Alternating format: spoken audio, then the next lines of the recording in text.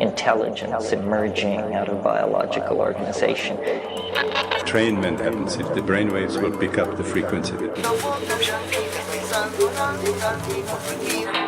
My main function is to reduce guilt, to reduce fear. Fall in hell or so angelic, you'll need a pinch of psychedelic.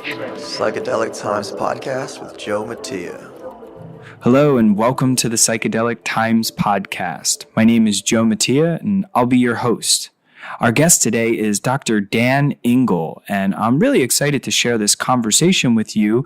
Dan has an incredibly unique background and brings a really special perspective to plant medicine, integration, and peak performance. Before we get into that, I'd like to acknowledge and thank our sponsors. This episode is brought to you by Dr. Bronner's Magic Soaps. They are the top U.S. brand of soaps in the natural marketplace and make socially and environmentally responsible products of the highest quality and dedicate their profits to help make a better world. How do they do this? Well, they are a certified B Corporation, which is a company that balances purpose and profit. They are legally required to consider the impact of their decisions on their workers, customers, suppliers, community, and environment. Every year, Dr. Bronner's makes contributions to a number of incredible programs and causes, including drug policy reform, sustainable agriculture, wage equality, fair trade, animal advocacy, psychedelic research. The list goes on and on. If you're interested to know more about it, check out the All One report on their website to get a detailed breakdown of all these contributions. One of my favorite facts about Dr. Bronner's is the highest paid employee's salary is capped at 5 times the lowest paid employee. So if David, the CEO, wants a raise, that lowest paid employee has to get a raise as well. They are truly an example for the world on how a company can earn profits ethically while paying its people really well and making a positive change in the world. I could literally go on forever. If you're not familiar with them and want to know more about their business practices, do a search. You'll be blown away. In 2017, they made a major contribution to MAPS, the Multidisciplinary Association for Psychedelic Studies, of $5 million, $1 million a year for 5 years. The gift will be reserved for the Phase 3 studies of the MDMA-assisted psychotherapy for PTSD program to make MDMA an FDA-approved medicine. To learn more about that, check out MAPS. Once again, I'm extremely proud to have Dr. Bronner sponsor our podcast. Go out and grab a bottle of their soap. My favorite scent is the lavender. Not only will you be fresh and clean with their fair trade organic soap, you'll be contributing to some of the most groundbreaking projects in the world. This episode is brought to you by the Temple of the Way of Light Ayahuasca Healing Center in Peru. They've been around since 2007 and are very well known in the community for being one of the safest and most thoughtful centers in the world. They're constantly working to offer the safest container and most effective ayahuasca healing experience in the Amazon. They developed one of the most stringent health and safety protocols available on any ayahuasca retreat. The temple's commitment to guests begin with in-depth medical and psychological screenings, which happens during the booking procedure and continues after the retreat through integration support. Guiding guests safely through deep personal healing and growth is their top priority, both in and out of ceremony. Their team of indigenous Shipibo healers represents over 250 years of experience practicing the ancient art of ayahuasca shamanism. The healers are supported by highly trained and experienced Western facilitators who act as a critical cultural bridge between the healers and the guests. The temple was founded on the philosophy that the atmosphere of genuine care and compassion provides optimum conditions for healing. Over the many years, they've become extremely well known for their sensitive style of facilitation and level of support offered to guests by their entire team. The temple offers ayahuasca retreat programs of varying duration, focus, and intensity. All retreats have a balance of female and male healers, daily floral baths, access to a steam bath, a high ratio of healers to guests, a high number of ayahuasca ceremonies, individual consultations, a nutritional balanced ayahuasca food diet, and a strong focus on how to process and integrate healing both during and after each retreat. All this takes place with a core focus on sustainability, permaculture, ethics, and social responsibility. The temple is situated on 175 hectares of land that's being developed and rehabilitated through a permaculture master plan that combines sustainable buildings, staple food production, medicinal gardens, a plant nursery, sustainable ayahuasca production, rainwater harvesting, natural water systems, renewable energy systems, and much, much more. If you're feeling called to work with ayahuasca, definitely check out the temple. They offer powerful programs for people who want traditional, authentic experiences with ayahuasca healing combined with a comprehensive focus on integration. And now for today's guest, Dr. Dan Engle. He is the founder of Full Spectrum Medicine, which is pioneering the landscape of integrative psychiatry, neurocognitive restoration, peak performance medicine, and psychedelic research. He's recently wrote a book, The Concussion Repair Manual, and he's been the medical director at many cutting-edge facilities, including Alternatives to Med Center in Sedona, Arizona, Crossroads Ibogaine Center, which was in Rosarito, Mexico, the Sanctuary in Sedona, Rejuvenation and Performance Institute in Sedona, Tree of Life Rejuvenation Center in Patagonia, and Mindful Medicine Integrative Psychiatry, which was in Portland, Oregon. He's got a pretty unique story, from being top of his class in academics and athletics to a major injury, which left him in a halo for 3 months and slowed things down a bit for him, opening him to the study of psychiatry, which led to the opening of the clinic in Portland, which was designed to help people get off meds and on a more effective natural way of healing. He was then invited to drink ayahuasca in Peru, which led to him closing the clinic and studying and dieting with plants in the Amazon for a year. He then returned to the U.S. only to live in a tent in the desert for a year before finally returning to the Western world to share his insights with us. And I'm really glad he did. I see Dan as an incredible bridge between Western medicine and traditional shamanistic practices. I hope you enjoy this interview as much as I did, and I really look forward to your feedback and comments. Ladies and gentlemen, Dr. Dan Engle. Dan, what's up, brother? Welcome Good to see you, man. Yes, very good to see you. So, been so nice dropping in, actually, the past few minutes here with you before getting started. Really glad. It seems like we have a lot of parallels in our worlds. Mm-hmm. So, yeah, really grateful. Yeah, our visions and our missions are very overlapping. Very much, very much. Yeah.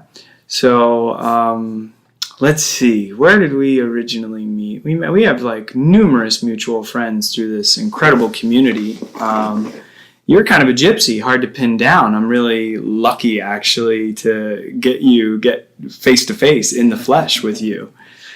You do quite a bit of traveling. Yeah, I have been lately. Yeah, it's true.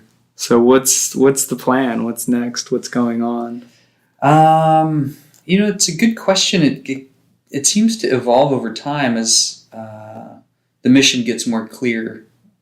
The next steps get more clear, particularly as we get closer and closer to the potential for some of the medicines to be legalized, for us to continue to have these above-board conversations about what the future of mental health care looks like as these medicines become legalized. We were talking about that a little bit before. And how we are, as a community of practitioners and facilitators and advocates, coming together with stronger voices to be able to collectively support and give voice to this grassroots movement that is the medicine work. And how do we do that with our feet still planted firmly on the ground? Because it can be easy, particularly in the medicine space, to have the grand vision and to see the meta view. And it's just as important, if not more important, to be able to actualize that and move it into this three-dimensional reality in the most effective way. Yeah. What is happening right now in the world? I mean, there's really something happening in the world. I mean, I don't know. I know a little bit about your history. You told me a little bit about this experience of going down to ayahuasca and going down to Peru and having exponential amount of experiences with ayahuasca kind of coming back, going into hiding sort of for a little while, retreating a bit. I remember this story you had kind of shared with me a little bit at our friend's house. And then now you're on the surface, you're out there, you're like out of hiding. And I don't know, there's like, what's happening right now in the world? Or did I just immerse myself in the psychedelic community so much that everywhere I turn, I feel like, oh my God, this is everywhere. Maybe I need to go talk to, some people who don't know about this. Or like, it just feels like it's everywhere and it's happening all the time. And there's all this new research coming in every day, all these new big players coming on board, legitimizing it. And it's a ripe time. And we see a movement that was similar to the excitement in the 60s, and yet this feels more concretized in the potential evolution of it becoming more integrated into the mainstream. Not so that it's so widespread and diluted that it loses its magic or potency, but that we see the scientific research coming into the medical mainstream. For example, if I'm doing grand rounds presentations to other physicians, oftentimes the lead entry is just with data. Right. So if I'm speaking to other physicians, oftentimes there's skepticism around the medicine work because there's held prejudice and bias. And when the approach is, I'm not here to sell you anything, I'm just here to present the data. And when we present the data is so good for the right use of the medicine work in areas that psychiatry is really lousy at treating chronic conditions like treatment-resistant depression, anxiety, addiction, post-traumatic stress disorder, end-of-life transitions. The medicines are very good at supporting these areas where psychiatry really doesn't have a whole lot of easy How do you answers. measure that when you say data? How is that actually measured? Well, when you're looking at data from the medical perspective, the classic is these randomized double-blind placebo-controlled trials. That's easier to do with a pharmaceutical than it is with a mind-altering medicine because it's fairly obvious if you're in the active people treatment know, or not. Right. So to that extent, we look at outcome measures. And so, to be honest, I'm not necessarily interested in making sure that all of the minute details are taken care of to satisfy the research from the traditional medical model. I'm glad that people are doing that. I'm not trying to minimize that importance at all. It's just, it happens to not be an area of interest of mine to do. I tend to be more of an experiential engineer than a research scientist per se. I end up doing all the research because that's just a necessary component, but the experience of it is where I'm interested in having more of the consistent narrative be focused on people's experience moving through the space, because we see consistencies when people go through healing journeys that are typically in this 1-to-1 or 1-to-a-few model of direct facilitation, as opposed to the standard of treatment models, which is it's such a one-to-many effect. You have practitioners and physicians that their average time with clients is 11 minutes in a clinic. Right. And so how do you make a connection with someone with 11 minutes? The only thing you have time to do at that point is talk about the medications that they're on, the pharmaceuticals that they're on. Right. And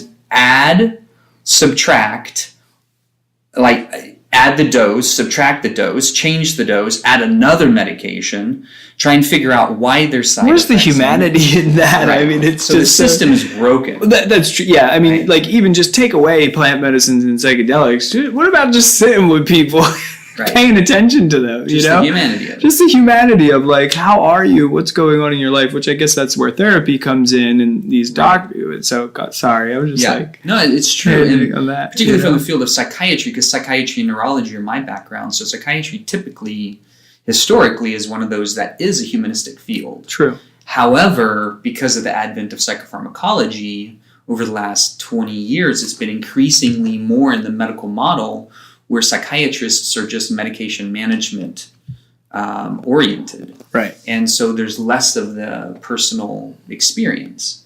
It's easier to manage numbers and widgets than it is people's emotions. Sure. And when we really see that as above, so below, or as within, so without, people's experience of suffering is just mirroring what's going on in the collective. Right. Because right now it's a very polarizing time. We have a very polarizing political figure at the helm of the United States right now. And there is more and more of the discussion and the focus on sustainability and where we're heading as a humanity. Right. Are we getting more and more divorced from our footprint and our effect on the planetary system? Or are we becoming more and more aware of that? Right. Or are these two camps becoming more and more divergent? You have some people that are very aware of humans' impact on the planet, and you have people who are not very aware, or maybe they're aware, but they see the righteousness of humans to be able to claim this collective place that we all call home as ours to do with what we want. Right.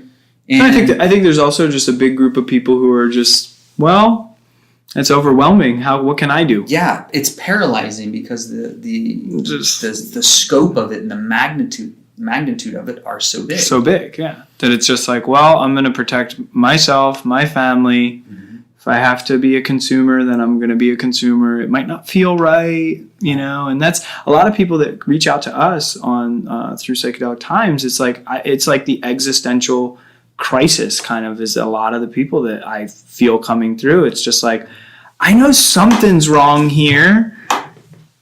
And we've been kind of like sold a little bit of a lie or something, and like, what is that thing? I can't quite put my finger. And in the medicine community, it's like commonplace. This idea of the environment is like very much like that's what comes through, whether it's ayahuasca or ibogaine or even MDMA or mushrooms, even cannabis. These different medicines, for me personally, I can speak from my own experience. When I have these medicines, all of a sudden I'm looking at consumerism. I'm looking at the environment. I'm looking at Brick City and all the pavement. And it's just like, this place is foreign. What have we done here? Where am I? I'm a little displaced, Right. Yeah, it's amazingly consistent in the experience of going through a medicine journey that truth becomes revealed, our own personal truth, collective truth, how we are influencing the collective and we're a part of it. And so those inner questions and through that honest inventory become realized. What is my purpose and passion? How do I affect the whole? How do I choose to live in a good way? How am I in alignment with my highest and ultimate truth? How am I out of alignment with my highest and ultimate truth? What are the next steps for me to take in order to realize my truth and come back into alignment? So what do you recommend? Like, what do people do? What are some great, practical things that we could talk about, I guess? Like, as far as integration, or grounding or bringing it in. The first entry point is essentially what took me down to the jungle. With a background in psychiatry, I was curious about studying the mind. And so psychiatry is really steeped in understanding the mind from different lenses and entry points. But when you start journeying down the medicine arena, you realize that, holy cow, I can learn about something from a textbook and through interpersonal dialogue. But when I really peel back the mask and I look through the lens of the psychedelic experience, I realize that's just on the surface, the tip of the iceberg. And I think it was, I'm not sure if it was McKenna who said that psychedelics are to the mind what the telescope is to astronomy. Okay. Yeah. That doorway into the mind is vast. Yeah. Right? And like Huxley talks about in Doorways of Perception, when we start peeling back the layers of perception, we really understand that what we are getting in touch with is so much larger than what we've known to be our contact with reality. And peeling back that curtain can be overwhelming if we don't have a context for it. But because it's so clarifying, I wanted to understand it more deeply and intimately, so I moved down to the jungle to study with Aya, and studied with Aya only for about 8 years. When was that? This would have been 06 to 14. And you had like dozens and dozens of journeys. Hundreds and hundreds. Yeah. I was on an apprenticeship path for a period of time. I lived down there for a little bit over a year. And for a good portion of that time where I was studying, we were doing ceremonies 6 times a week. Like our off night was Saturday. And it was intense. And I don't recommend that most people go down that road. I actually got really destabilized because I was working with some pretty powerful medicines and dietas that it eventually brought in so much energy that I couldn't hold it. And one of my teachers had told me before I went down, he said, you be careful, because when you open yourself up that big, it can be hard to hold that much energy, and you have to cultivate the vessel in order to be able to channel that. Yeah, you use the metaphor of the circuit, which I really like. Yeah, and my circuit just got blown. Yeah, make that connection, the circuit. Yeah. So the circuit is... So if we're just looking at like wiring in a house, if you put too much juice through a particular circuit, that fuse is going to blow. Right. Or at least it's going to trip. In the old days, as opposed to tripping, it would blow that whole circuit. Be all black. And mine, it was probably getting tripped, but I wasn't paying attention, and eventually got blown. And what that looked like externally was essentially a manic episode. It's the only manic episode I've experienced, so I don't have the concern about like a full-on bipolar mood disorder diagnosis. And it was only in retrospect that another facilitator had asked me what medicine I was dieting at the time, and I told him for how long, and he said, "Oh wow,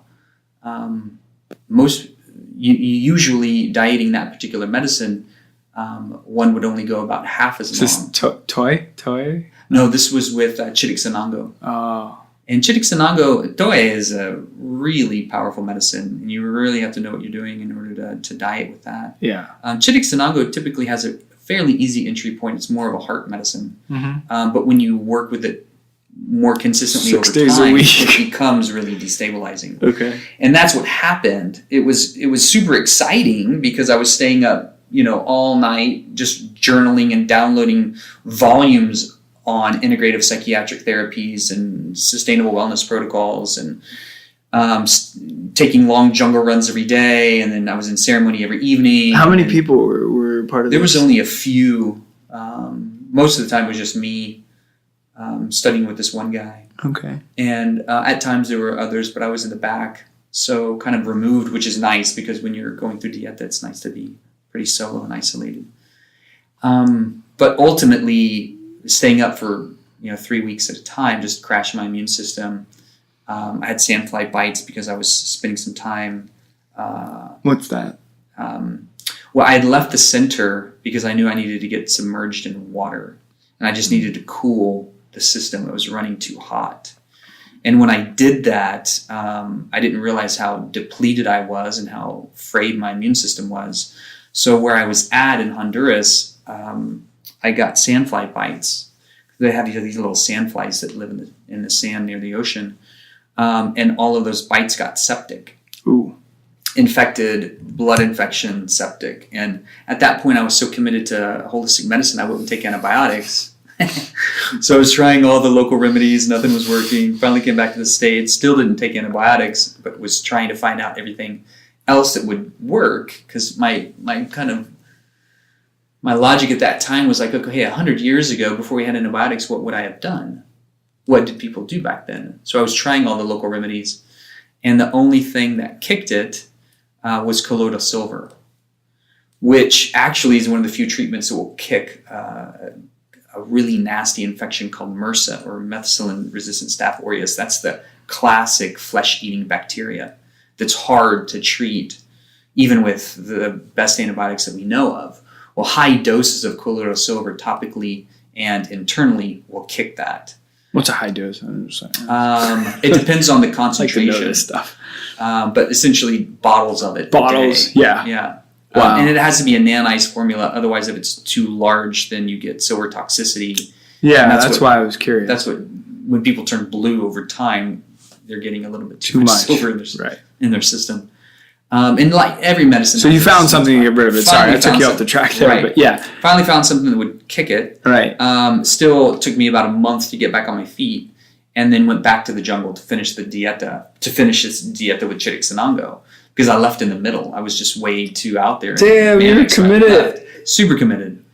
And my family was like, what the fuck, dude? So wait, you came home to get some colloidal silver and go back. And went back. No antibiotics. No antibiotics. So you didn't succumb. Okay. Good. And I knew I had left in the middle of that dieta, and so it was incomplete. It was incomplete. I get it. I can relate to that. Yeah. So I went down, restarted that dieta, finished it in a good way, did another series of other medicine dietas, and honestly didn't think I was going to come back from the jungle. It made the most sense. It felt the most comfortable, felt the most familiar. I had married the medicine path, so to speak, and I didn't really have much of a desire or interest to come back like to this way we culturally and collectively live in the West. But then I realized after that last series that if I was to be of support and a positive impact to the greatest degree that I could be, it was probably not going to be just hanging out solo in the jungle. It was going to be to come back and potentially be a voice to bridge the psychedelic medicine community with the psychiatric medical community.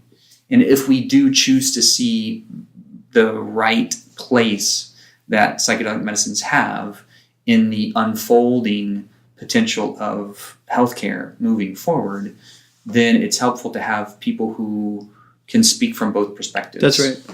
Yeah. For sure. So when I came back, however, I didn't anticipate the culture shock. And everything was moving way too fast and way too intense and way too loud. And my energy body was way too sensitive. So I lived in a tent in the desert for about a year, just slowly getting used to this life again here. And then built a cabin for about a year, just kind of classically chopping wood and carrying water. And finally after that, after about 2 years of being here, I was more ready to come out and have these kind of discussions about what the heck just happened. And it took me about that long to kind of figure out what the heck just happened. You show up super solid, super grounded. Every time your energy is has a real effect on the room that I've been in when you come in, and then me personally, it's clear that you've done something as far as work goes. I feel that, but that's an incredible. Thank you for coming out of the jungle, brother. Thank you. Yeah, like I said, something's happening here. You came, and now how long has that been? This was probably 5 years ago, 6 years ago. Right. So maybe my timing. Time is just so fluid these days. Sure. I have a hard time tracking it. Yeah. But it feels like about 5 or 6 years. I'm just curious because it's that's intense experience, and then also it's intense to live in a tent and build a cabin and carry water, which didn't feel intense to you. You see the difference talking to the Westerner who's running around all the time here. Right. I'm saying chopping wood and carrying water and living in a cabin is intense. Yeah. But yeah, it's different. It's contrast. It's deeply contrasting to this world. Yeah.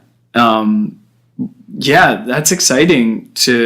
I feel like you're a diplomat, an emissary from the forest here. Yeah, I feel like you're a representative of maybe the vine and maybe all the other plants that you dyed it with, and that energy kind of comes through. It's interesting to talk about that stuff because I've had these experiences, so that makes sense. It can also feel really ethereal and airy to people if they, that can be hard to connect with that idea.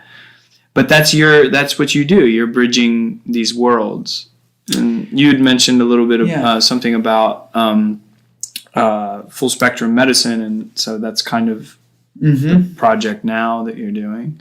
Yeah, full spectrum medicine is a recent one. And that's essentially having these kind of conversations with thought leaders in the field about what does it look like for the medicine work to be integrated into the medical framework moving forward. Because we see the system's broken, the medical system, the medical healthcare system. Many of our formal systems are, if not broken, they're at least stressed. Mm-hmm. The political system, financial system, educational system, agricultural system, transportation system, go down the line, right? So the systems are stressed, and we're kind of at a tipping point. So we wonder what's going to happen. And with the medical healthcare system, it's a complicated system, right? I mean, for example, one of Obama's chief goals was to instigate a healthcare system that would be accessible to as many people as possible, affordable to as many people as possible, and offer the best care to as many people as possible. Well, that got systematically dismantled with the current administration, and they tried to come up with their own plan, but couldn't, right? And it's not an easy answer, because the systems that have a more socialized orientation, which makes the most sense from my perspective, because healthcare should be available to everybody, not just those who can afford it. Right. If it is available to everybody, then that looks like a more socialized system. And there's a lot of nuances to putting a socialized system in place. And everybody has to be, not everybody, but the majority of people have to be opting into that system, because that's going to be a shared expense. It's going to be a shared implementation. Right.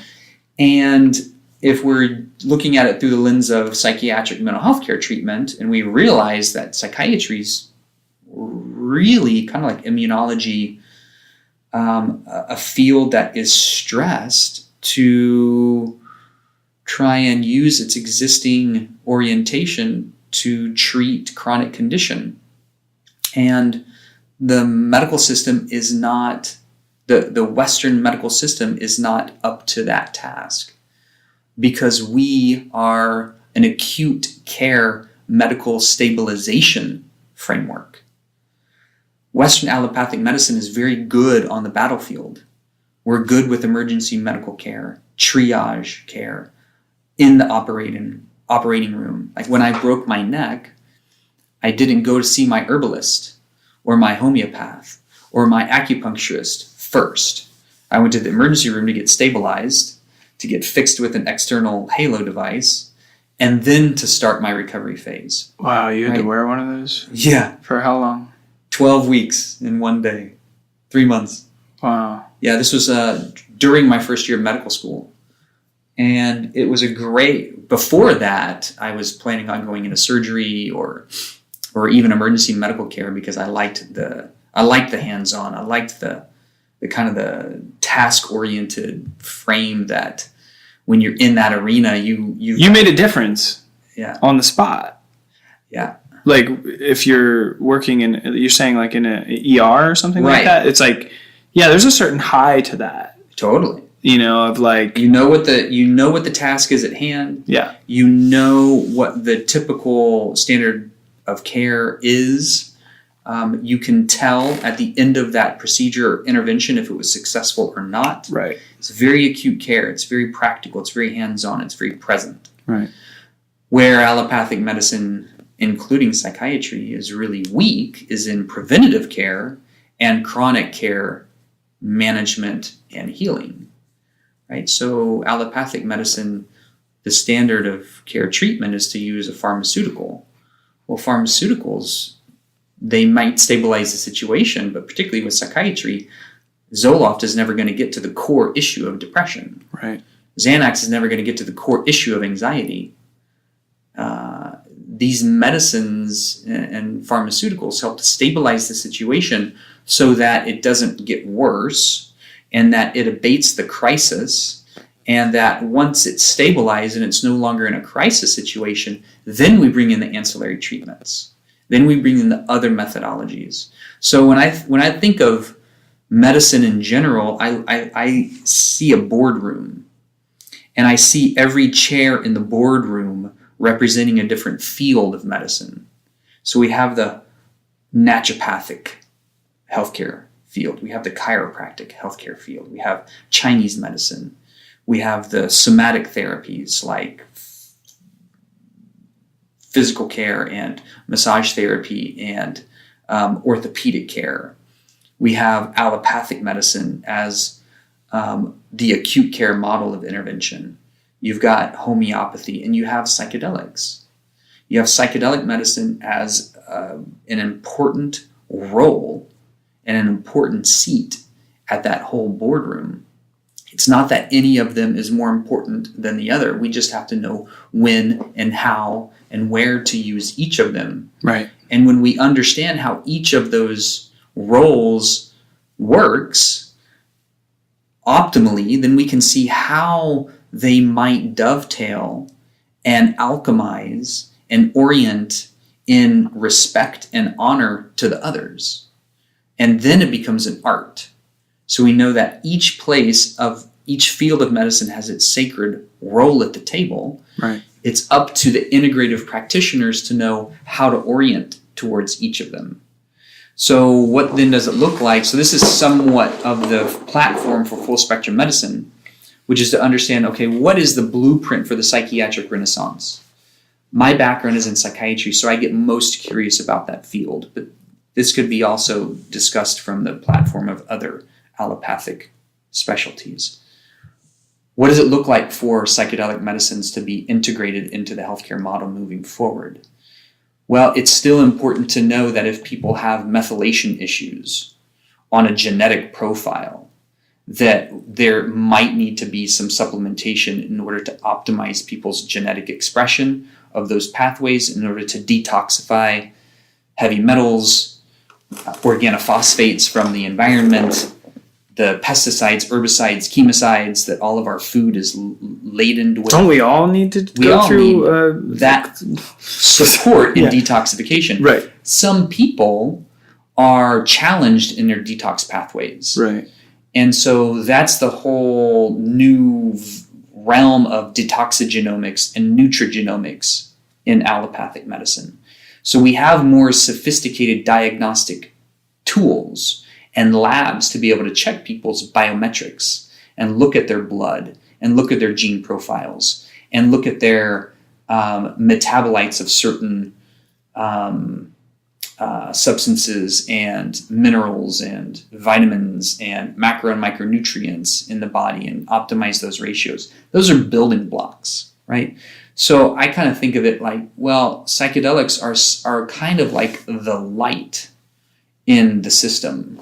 They bring energy and add clarity, but they don't represent the foundation or maybe even the primary infrastructure. Because if people's physiology is wrecked, that needs to be addressed first. Right. People need to be able to hold the energy of the medicine state and space in order to go through that in a good way. And when you look, I mean, that's kind of like the most likely implementation of medicines moving forward, because we're seeing it interwoven and in respect to how physical-based, physiologic-based medicines can be used. Now, if you look at the tradition of where something like ayahuasca comes from and iboga comes from and psilocybin and peyote and huachuma or San Pedro, these medicines are so interwoven into the tradition of the community that you don't divorce the two between what are physical medicines and what are mental medicines and what are spiritual medicines. These medicines like ayahuasca, she provides all of those. Right? The jungle itself provides all of those. But at the same time, ayahuasca oftentimes opens the door for the other medicines to be able to come through, particularly in a dieta. So when we know that the pharmacy of the entire jungle itself and the river system itself and the soil and the animals and the plants and the fish and everything is this buffet of potential options to be able to use for someone's healing protocol, then all of these things are used synergistically and not necessarily in a stepwise form. But because the way that we work in our really fast-paced culture right now, we want to see things happen. Most people want to see things happen quickly. Right. They want a powerful intervention. Right. They want something that's going to come in. It's going to be as little impact on their current comfortable lifestyle. Right. We're really attached to our comforts. That's right. And our conveniences in the way we live right now. And when somebody goes through a medicine space, oftentimes we see how that's been to the detriment of most other species on the planet. Right. And the global ecosystem at large. So I see the opportunity to have an above-board conversation with thought leaders in the field, bringing together different orientations of medical insight and healing insight and different technologies and traditions and methodologies to be able to come together across this boardroom and to be able to have a conscious communication and conversation about how to bring all of these methodologies together in a harmonious and synergized way. Right. So this is the aim of the Full Spectrum Medicine platform, and I think it's also the aim of all these conversations that we're having now. Absolutely. Yeah. Yeah, I immersed myself in the, ibogaine community. I think that's kind of what got me back into psychedelics and plant medicine from experimenting as a teenager. And, when I learned the promise of ibogaine, I was really fascinated. My brother, he committed suicide. So did my dad. There was both a lot of, addiction and all kinds of stuff in the toxology, And I looked at when I learned about ibogaine and I went, wow, if we had known about this, maybe. So I just was naturally really fascinated and drawn to it. Also, just growing up, I'm from New Jersey, South Jersey. There's a real epidemic with prescription painkillers. I mean, I know it's all over the country, and also where I was, there was just rampant. I mean, it was just all over the place, and I saw a lot of my friends and family struggle with that. So then I learned about ibogaine, and I went, wow, there's a real promise here. And so I immersed myself in the community. I visited maybe 4 or 5 different treatment centers and spent a lot of time on the phone contacting every major center. And then I learned, okay, there is a promise here, but this industry needs a lot of help. It's a little off. There's something to be desired here because the program is very short and it's people coming in, like you said, for this quick fix. It's a 1-week program to do the most potent medicine in the world, as far as I know. To completely overhaul your whole life in 1 week. And I get it, because for some people, they need that first step. And if you're speaking to someone who's living day to day in addiction, and you try to tell them, okay, here's your plan for the next 3 months, they're never going to make it to get the treatment because it's just their brain can't see that far ahead. So as responsible facilitators and treatment center providers, okay, get them in the door, fine, but we have to work with the families and have to manage the expectations of these human beings coming in that, just 1 week to me is just doesn't seem right after like I said, I've immersed myself in it. Gosh, I've found treatment centers. I visited one and no one there has done the medicine themselves. No. And that was, and they're a very prominent center in Mexico. They come up on the top page of Google searches, and they're very well known, and it works for some people. That's the really fucking weird part. They'll go down and do it. And I walked in this center and they had a television on. So here you are reprogramming your mind. You have this opportunity to reformat everything, and they're decompressing with a movie. So So there's like a lot of like, and I don't mean to say that like the guy's a bad guy. I think that they're coming from a good place, I think, but not thoughtful, not truly thought out, fully thought out. Yeah. And then, you know, so I say this and I bring this up really to educate people who are considering that medicine, because I think it's important that they understand to ask some questions like, how many people on your staff have personal experience with the medicine? That's how I rate a treatment center. I want to know the ratio of human beings in the building who have personal experience with medicine. And that goes for the cleaning lady, for the you know, the driver. Across the board. Across the board.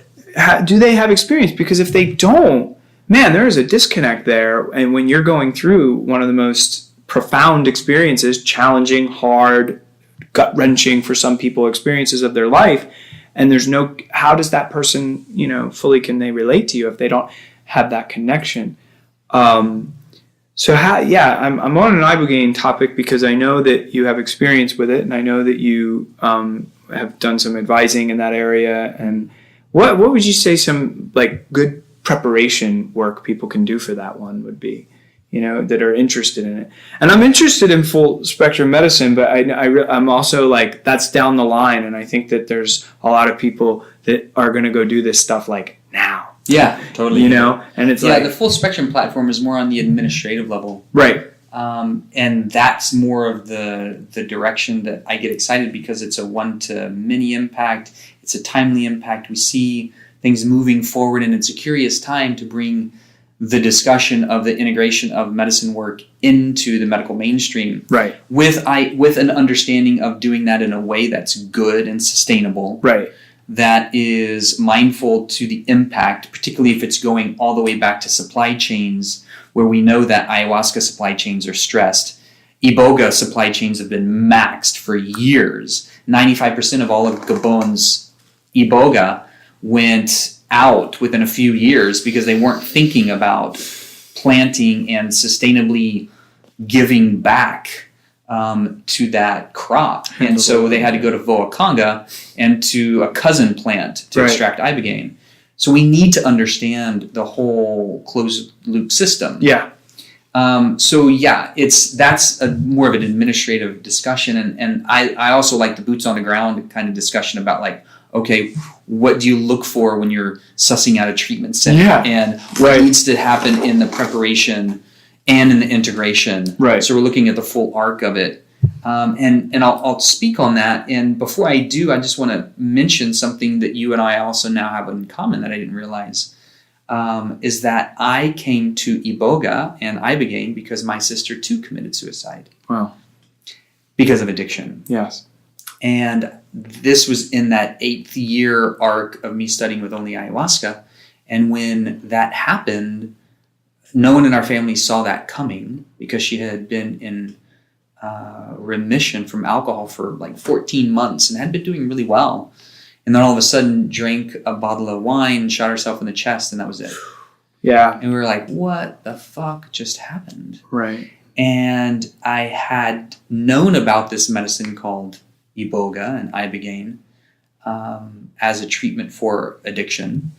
But it wasn't on my radar because my sister was doing well at the time, and I was so into Aya that after she passed, I was curious and I wanted to know more.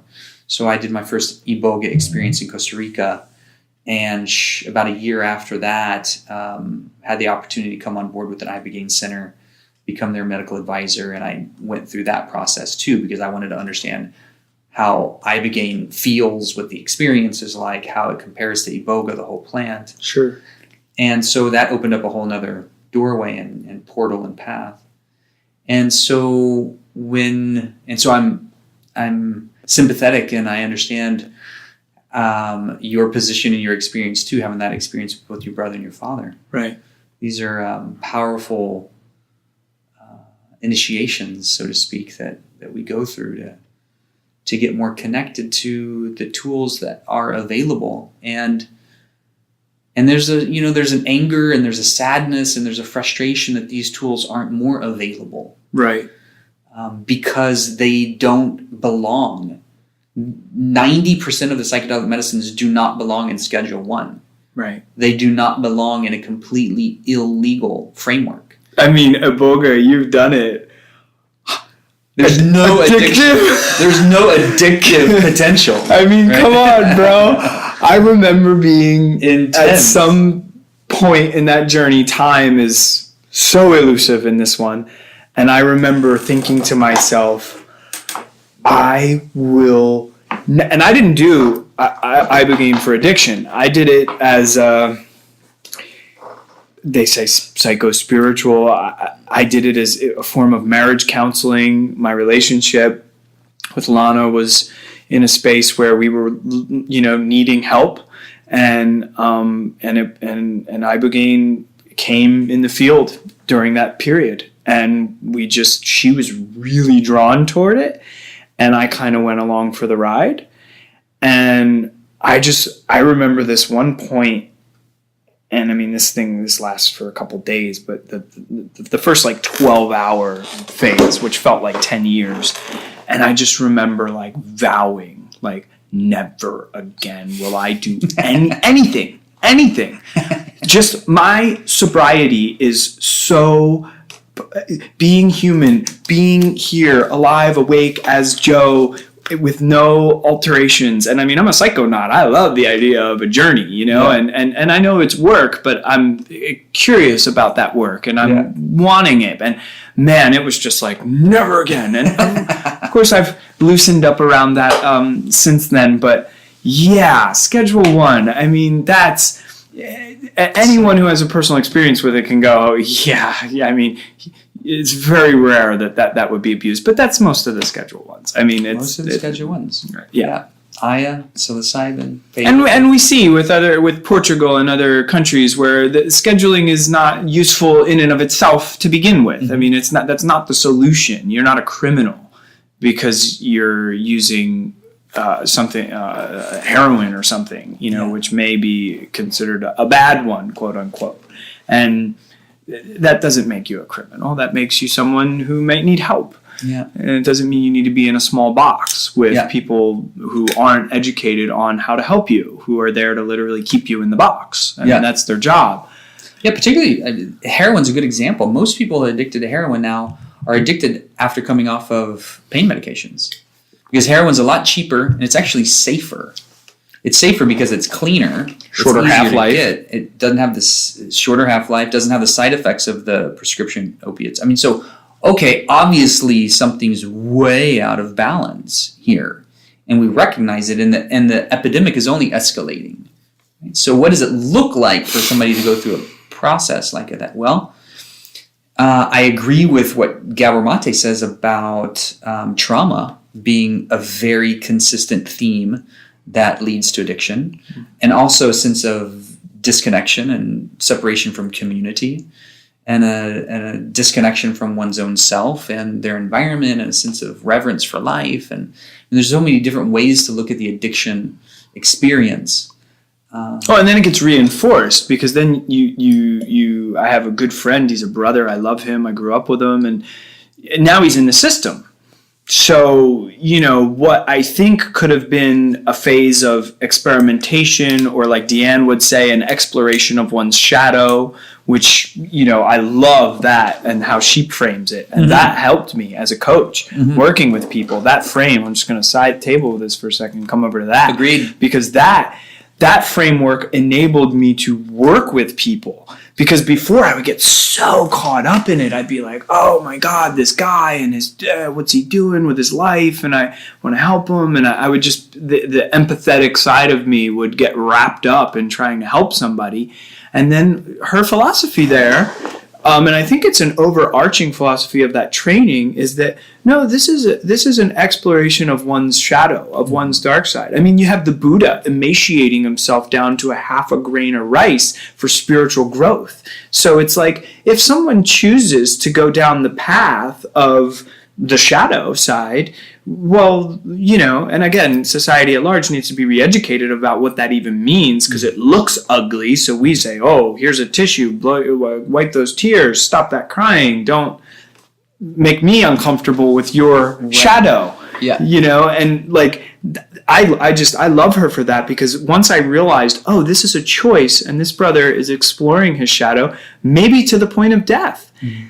I hate to see a brother lose his life, but that is a choice. You get to have that choice as a human being with your life. That's sovereignty of a man, can do what he pleases and chooses with his life. But then once you get wrapped into the system, someone who may have just been exploring that area of their life now gets looped into the system. That now they're on probation, now they're on court, now they have another experience, now it's a bigger fine, now it's more probation, now you can't leave the state, now you're boxed in, and you never get to work on the core issue. Yeah. Because you're trying to survive now in this system. Yeah. That program that Deanne's created with Being True to You does turn the whole addiction frame on its head.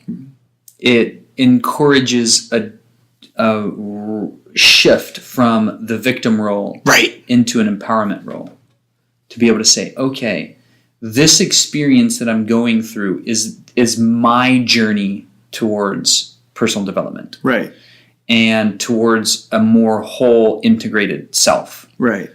And some people choose the doorway of depression. Some people choose the doorway of chronic anxiety. Some people choose the doorway of chronic pain. Some people choose the doorway of X, Y, and Z, whatever it is. We all have our own hero's journey that we're going through. That's right. And it is a liberating frame to be able to try on. Not everybody resonates with that orientation. That's right. But what it does do is, if that orientation does resonate, then all of a sudden now it puts us in the driver's seat. It's the 1 second miracle. It's where you're owning every element and aspect. So of your that reality. means everything I'm going through is just part of my own development. Right. It's part of my own exploration. This is research that I'm going through. Sure. And it gives a sense of both empowerment and then like curiosity. Right. Like, oh, okay, well, why am I doing these kind of things? What is behind the curtain? Right. And then we get into some of the trauma, and we get into the sense of disconnection, and we get into the sense of these other things that are potentially contributing. So when we put all of the potential frames into the orientation of the healing, then we have the opportunity to speak about those potential frames and what makes this most sense for a particular person going through an experience. And that happens in the preparation phase before the experience itself. Because when I think of psychedelic medicine healing, I think of 3 arcs, 3 phases: preparation, experience, integration. Okay. So in the preparation phase, we're talking about like, okay, what are the frames that make the most sense? What are the medicines that make the most sense? What's the level of readiness? And then to be able to talk about the whole potential arc, just like Morpheus asks Neo before he takes the red pill, are you sure you want to wake up? Right? Are you sure that you want to get in touch with some of this stuff? Because it's not going to necessarily be an easy road, but it is the path for your redemption or your resolution to the things that you've been running from. Right. I've been running from. I'll put it in the first perspective for sure. This is one of the reasons that I went down the medicine path so deeply, is because I wanted to know what is just out of my window of perception that's driving my subconscious choices, beliefs, attitudes, views, self-view, worldview, partnership view. I want to see all of that stuff and come intimately in contact with it so I can be as clear with myself about who I am and what I'm here to do, and be as realized, whatever that means, as possible. And that is a continued process. It's a continued evolution. And the medicines don't do the work for us. And oftentimes they don't give us what we want, they give us what we need, or they give us the next step along the path. Right. They catalyze the path for us. They speed up that recovery process. So once we do all of that kind of personal inventory in the preparation work, then we assess the best intervention for experience, best facilitation, cleanest work, best medicine, knowing the lineage, knowing the full arc of sustainability, giving back in reciprocity to the tribes if it's coming from a local people. Full circle. Full circle. Closed loop system. And then the integration as important, if not more important, than the experience itself. Right. So that people are now held in the dialogue of working with whatever was brought to the surface. Because ibogaine great at rebooting the addictive neurochemistry, and yet it won't do the work for us. It's dangerous if you go home and get into those habits that you were doing before. I think that you could lock in bad habits worse than you had them before. It's super challenging to know that there is resolution, that I've now come into, because this is oftentimes what happens with ibogaine or iboga, is like we get that life review, that honest inventory that shows us very clearly what's in alignment and out of alignment. And it is dangerous and challenging to go back into the old orientation once I've seen the new, because now I'm even more clear about how I'm out of alignment. And now I'm even more clear about not living my ultimate truth. And that can be a really You can't untake the pill. Right. You can't unsee what you just saw. Right. Yeah. And so that place in between worlds is a fragile place. And that's where the coaching and the support and the therapy and the mentorship. That's what this wave is about. This is this third wave of psychedelics here that we're experiencing is about this integrative piece. Right. I think that's the bringing it full circle, closed loop.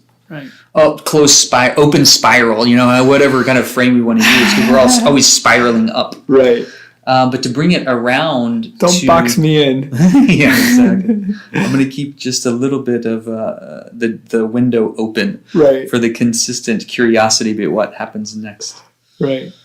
Wow, this is incredible. Right, I think we've covered a lot of really important stuff here. Yeah. I could open up another can of worms if you want. Totally. So this is kind of dovetails into what we were talking about, but I recently started working with combo medicine, and we were talking about that when we first met up today, and I've seen this with combo and other medicines is people have a certain shame around using a medicine, a psychedelic, to handle their issue.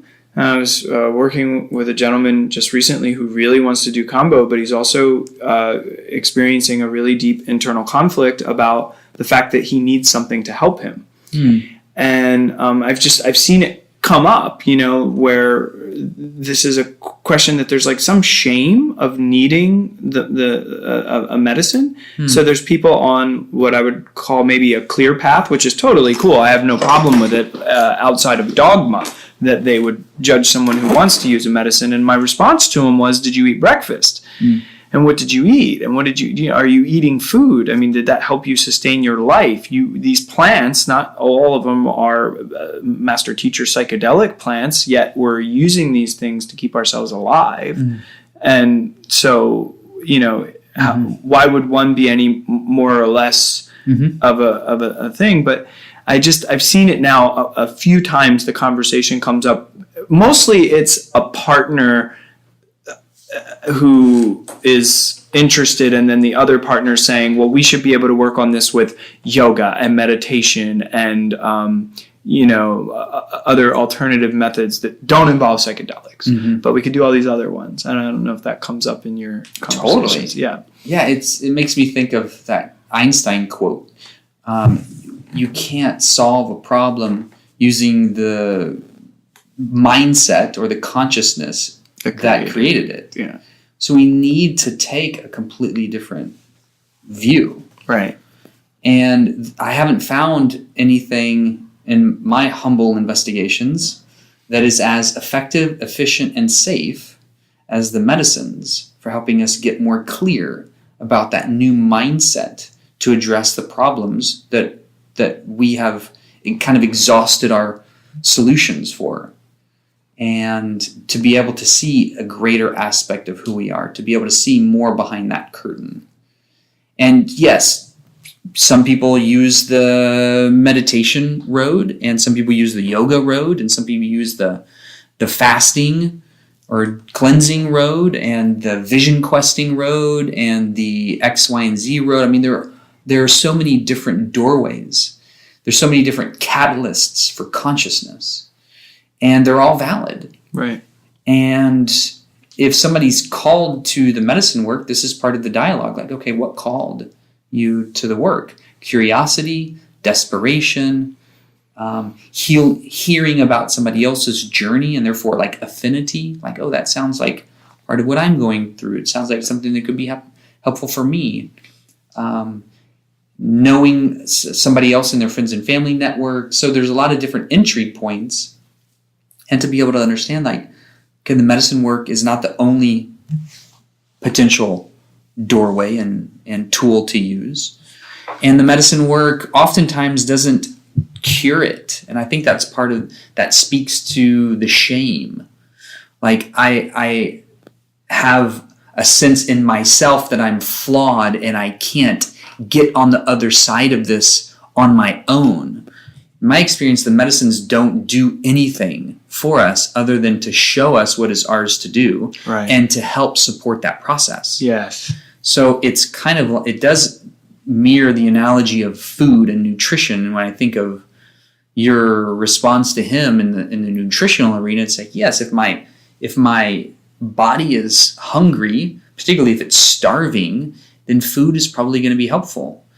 Well, in our culture, in our day and age, the way we live, most of our hearts are really hungry. Most of our spirits are really hungry. Right. Because there's a sense of disconnection from our ultimate passion and purpose and opportunity to live our most vibrant lives. And we're not sure how we got so out of touch with that. We don't even know, like, where is that in my life and how do I get back in touch with that? Right. So if our hearts are hungry and if our spirits are hungry, then let's use a methodology to help nourish that, and also to give some clarity about the next steps to take, because it's still our journey to take. When we get more clear about that, sometimes the medicines can bring us like a new map.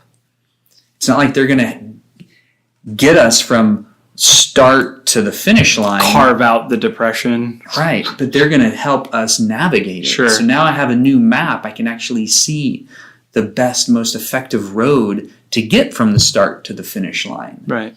And have some optimism now that I have the map that I can actually do that, especially if I have support along the way. Mentorship, guidance, coaching, facilitation, Right. particularly in that integration phase. So it's a good question, and it's helpful to be able to offer that mirror back like you did in a good way, and not make that shame experience wrong, but just to get curious about that too. Like, I wonder where that comes from. Right. Is that your view, or is that somebody else's view that you adopted, or the cultural view? Because that's a religious view too. I mean, just think of the Inquisition. Right. Right? The missionaries would slaughter the tribal customs that were using traditional medicines to reach nirvana, because their worldview from the Catholic dogma was that there's only one path to God. Yeah. Right? So that's how Huachuma became known as San Pedro.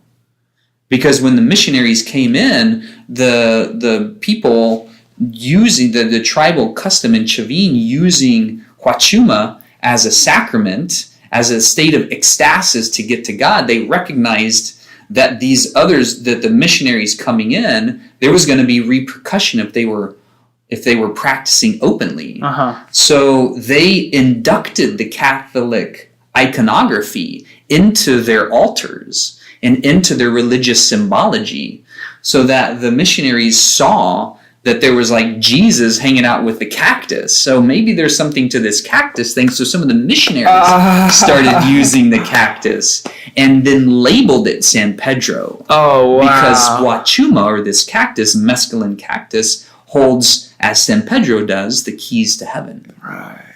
Wow. Right. That's beautiful. Yeah. The power of symbols. Totally. Yeah.